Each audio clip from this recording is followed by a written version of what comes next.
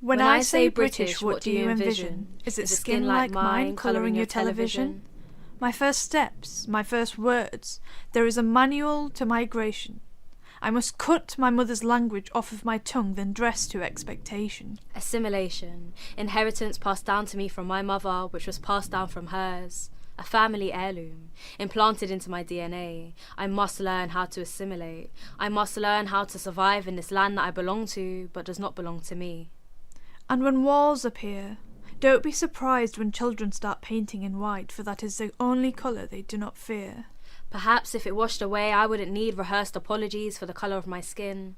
It's easy to forget the culture, the heritage, but every form declares my otherness. Every tick in a box feels like the assisted suicide of my Britishness. I feel British less and less as time goes by. It's a slap in the face when people deny that white privilege exists. Just because they've rarely had to notice that they're white. I've had friendships that are built on the premise that you and I are both disliked for the same reasons. Our special inside jokes because we're outsiders. Assimilating, deviating from what my ancestors created, murdering this thing that exists within me just so I can be alive on the outside, just so I can step outside and be within the norm, trying to relate more to the British rather than the black on a form. My grandparents were not warned that they wouldn't be accepted here. Or their children, or their children's children, or their children's children's children. This pseudo-tolerance is more than 3 generations deep. This balancing act of culture and assimilation has been performed by many feet. My home is a spoilt thief, keeping the oil and curries, but throwing away the culture that comes with it. Wailing, go back to your own country.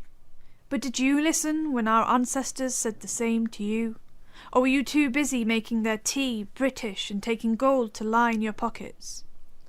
Go back to your own country, you say. Shall we take our stolen history with us? The British Museum exhibits nothing that is inherently British. Except from the stench of colonialism. Yet they still divert from the fact that their colonial history ever existed.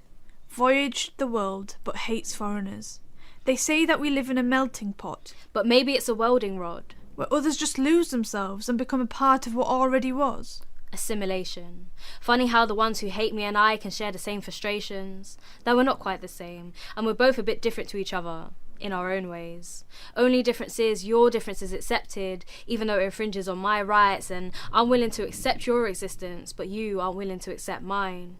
Maybe if you beat me till my eyes are blue, scare me until my skin turns white, and cut me until it is red that I bleed, I could camouflage into that British flag that you fly so high, so that if I say British, it could be my face that you see.